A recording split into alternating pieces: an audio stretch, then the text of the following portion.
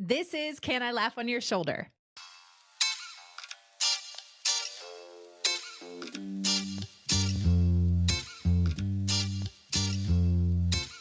This is Can I Laugh on Your Shoulder? Hey, welcome to Can I Laugh on Your Shoulder? I'm Molly Stillman, and this is a podcast where I get to sit down with a different guest each week and have raw, funny, often brutally honest conversations about the things that matter most. And that's faith, business, life, and everything in between, where we each learn how to be good stewards of the things we've been entrusted with.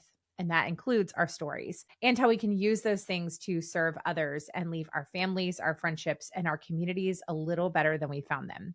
I want to create a space where people are unafraid to be themselves and unafraid to ask the questions that the rest of us are thinking.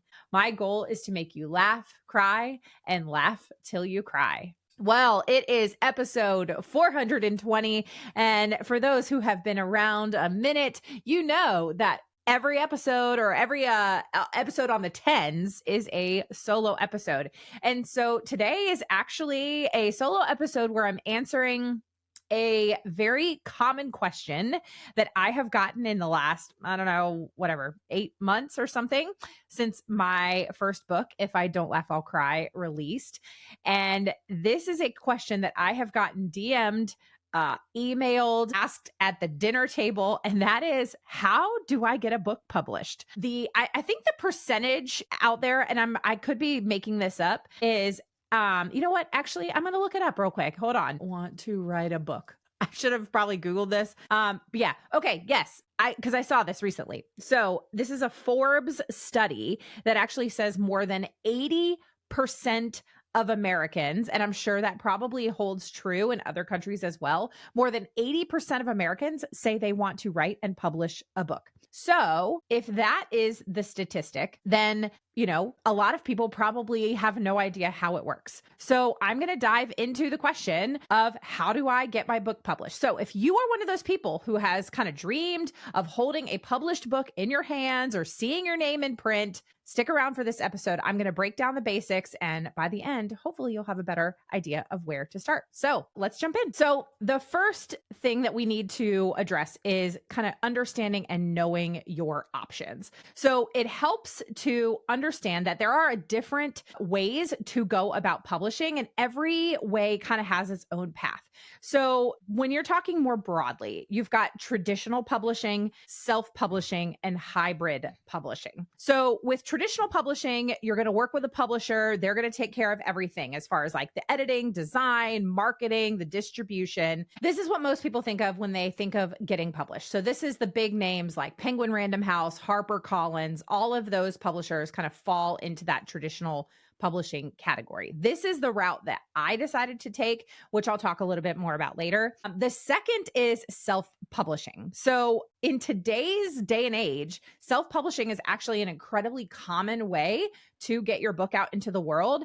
And it's also really effective. So it puts you in control of the entire process. So you get to make the decisions, but you're also responsible for everything. So you're responsible for the editing, design, marketing, and distribution. It's all on you. But the upside is that you get to actually keep more of the profits and have more creative freedom. And then hybrid publishing is actually a mix of the two. So you pay a publisher to handle the process, but unlike traditional publishing, you actually maintain some control and ownership. This is a less common way, but it is still an option. So let's first talk about the traditional route of traditional publishing. So one of the biggest steps here is that you have to get yourself a literary agent.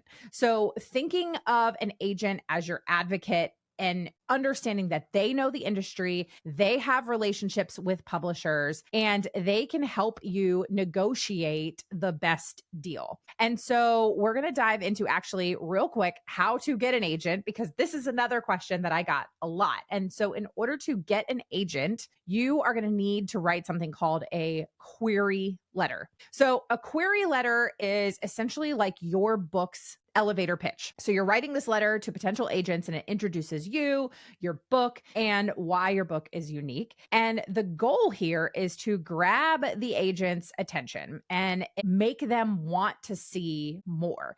And if they like what they see, they might ask for a partial or a full manuscript. Now, in the nonfiction space, it is more common to just have a book proposal and maybe a couple of sample chapters, so a partial manuscript. Whereas if you're in the fiction space, like if you want to write a fiction book and publish a fiction book, you're going to have a full, complete manuscript before you really ever go beyond any step.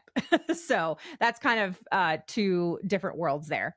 But once you write this query letter, you send it to potential agents. And if they like it, then they might offer you representation. And so once you have an agent, then they then pitch your book to publishers. And then hopefully someone offers you a contract. But this process can take a while, and it is also not uncommon to get a lot of rejections along the way. But the key here is persistence. I will tell you kind of my journey in a moment, but I wanted to dig a little deeper into actually finding an agent and then creating a book proposal, because this was something that I had no idea how to go about doing when I started this process.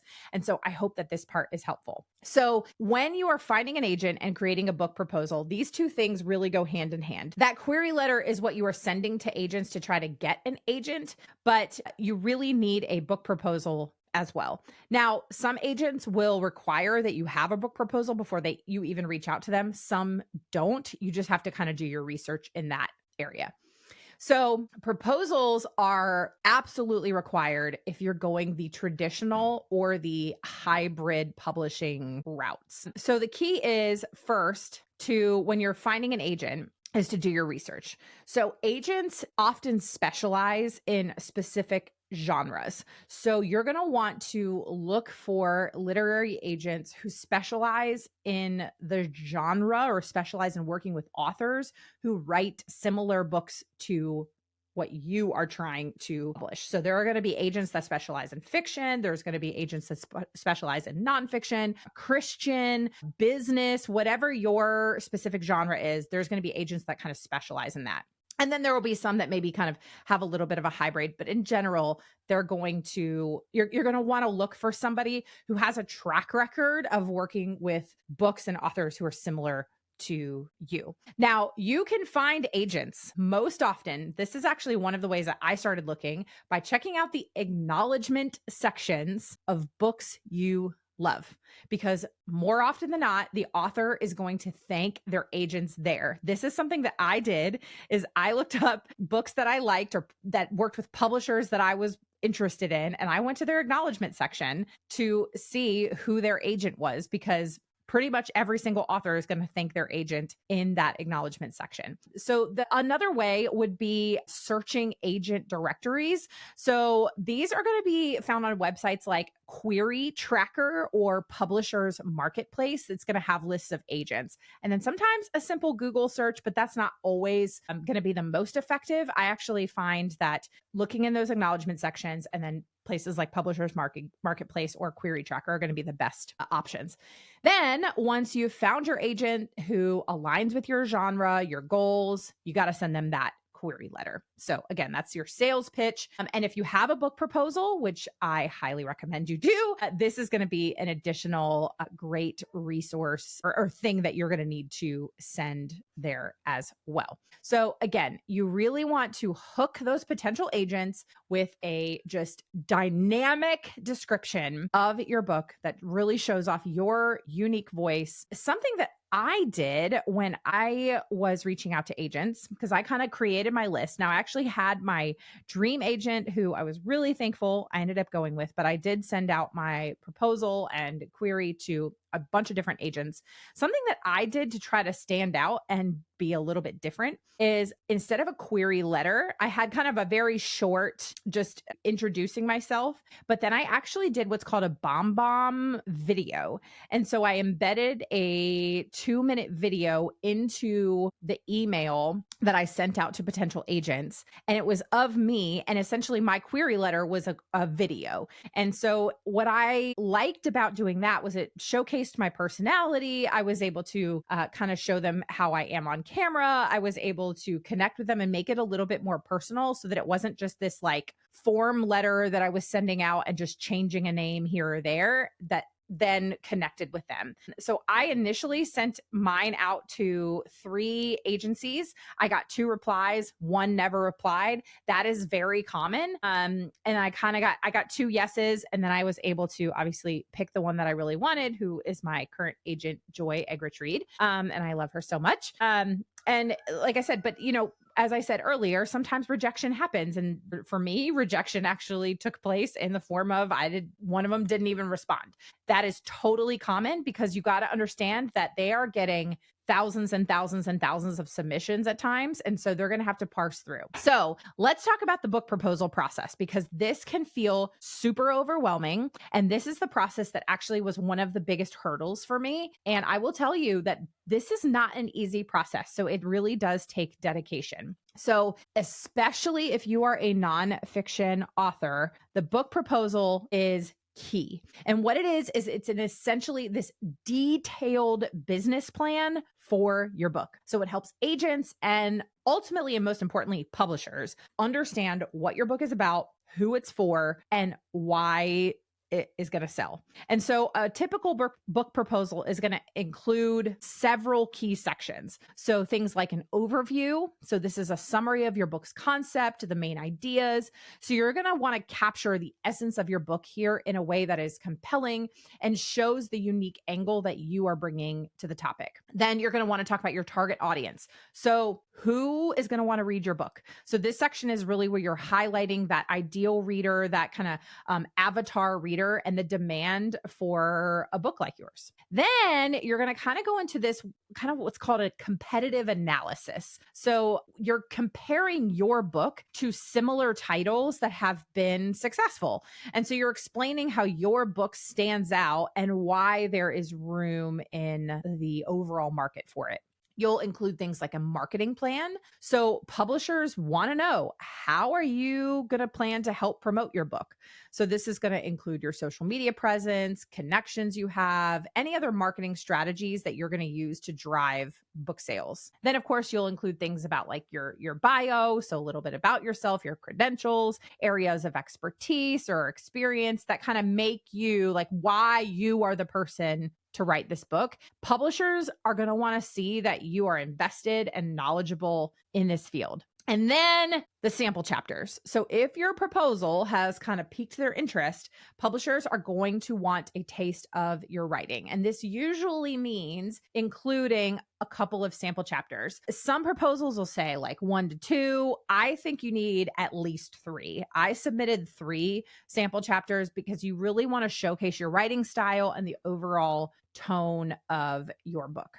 So having that strong proposal can really increase your chances of landing an agent because it demonstrates that you are serious. You've done your homework and you understand what it takes to get a book into the hands of readers. And so it's really worth taking the time to put real effort into your proposal because it can be a deciding factor in whether an agent or a publisher is going to move forward with your book. And again, like I said earlier, you have to understand that agents can receive hundreds, sometimes thousands of submissions. So the more polished and professional that your query letter, your proposal, maybe a video, the better chance you're going to have to stand out. And remember, if you don't hear back or you get a rejection, you can't let it discourage you. Tons of successful, famous authors have received multiple rejections before finding the right fit. So you are not alone. It is part of the process, but it is really all about how determined you want to be. All right. So now that we've kind of talked about the more traditional publishing route, again, because you got the getting an agent, writing that book proposal, and then your agent will work with you on actually pitching it out to different publishers. For perspective, we pitched my book out initially to 14 different publishers, and I got a lot of no's. That is totally normal. But in the end, I got the yes from the publisher that I really, really wanted. And so It's really all about just making your book stand out, being unique, and just being confident in the work that you are putting out there. All right. Okay, so let's talk about self-publishing. So this has exploded in the past decade because of platforms like Amazon Kindle Direct Publishing, or sometimes you'll see it referred to as KDP, and others like Ingram Spark. So these are platforms that make it incredibly easy to get your book out there without needing a publisher. Fun fact, my husband has self-published a book through this exact platform. So if you are self-publishing, you're going to need to cover all the bases that a traditional publisher would. So this is hiring a professional editor. Trust me, this part is incredibly important. So every writer, like the best writers in the world, Stephen King, Kristen Hanna, they have editors. They benefit from a second pair of eyes. So you are going to want an editor. You're also going to want a cover designer. You're going to want to have a formatting specialist to make sure that your book looks great, both in print and as an ebook. And also one thing to keep in mind with self-publishing is the marketing aspect. And this is often the most challenging because with a traditional publisher, you don't have a marketing team. However, there's a ton of resources and strategies out there to help you promote your book, everything from social media to your email newsletter list. You can do paid ads. You could even hire an outside PR firm. And then there is hybrid publishing. So this is kind of like a middle ground. So you're partnering with a publisher, but instead of them covering all the costs, you actually contribute some of the funding. So this model gives you access to professional services while also allowing you to maintain some control over your work. And this is a really good option if you want professional support, but you don't want to wait for the traditional publishing route, which can take years. For perspective, traditionally publishing my book really start to finish took a very long time. But from the time I got an agent to the time it came out was 2.5 years. So it's a actually, it might have even been longer than that, almost 3 years. So it's a very long process. So anyway, this hybrid publishing is really a great option, but you want to make sure that you do your research because some hybrid publishers are fantastic, but others are going to be a little bit more eager for your money without actually doing anything in return. I love to just point out that my agent, Joy, has a kind of a hybrid publishing option through Punchline Publishers, through Punchline Agency. So I'll make sure to include her information and the Punchline Publishers information in the comments or in the show notes. So with all of this being said, where do you actually start? Because it can feel really, overwhelming. If you are in the fiction space, number one is going to be polishing your manuscript before anything else, making sure your manuscript is just top notch, taking the time for editing, whether again, you do it yourself or you ask for feedback from a writer's group, you really want to hire an editor. Obviously, if you go with the traditional publishing route, you'll get an additional editor, but just editing is key. And then, of course, having a book proposal. This is really, really key. If you want to go the traditional route and you're in the nonfiction space, getting a book proposal, that query letter, finding an agent, that is going to be key. Then researching your options. So thinking about what route is best for you, your goals, your budget, your timeline, understanding that traditional takes a really long time, whereas self-publishing or hybrid can be pretty quick. So you want to look at the pros, the cons, and just don't be afraid to reach out to somebody else who has published a similar book. And then, of course, creating relationships through a network. So, if you're wanting to get an agent or publisher or build readers, you have to network. You want to join writers groups. So I was a part of Hope Writers for a very long time. Love, love, love the work that Hope Writers does. I will have links in the show notes to direct you to Hope Writers if that is something that you're interested in. So you could join a writer group like Hope Writers. You could attend conferences, connect with other authors on social media. There's a ton of author groups on social media. I mean, the writing community in general is incredibly supportive and has been vital in my own process. And then like be thinking way ahead on marketing. So especially with self-publishing, but definitely with traditional as well. You just want to be thinking about marketing that book while you're still writing. Like build that foundation, build your online presence. If you don't already have a website, you need to make one. Social media,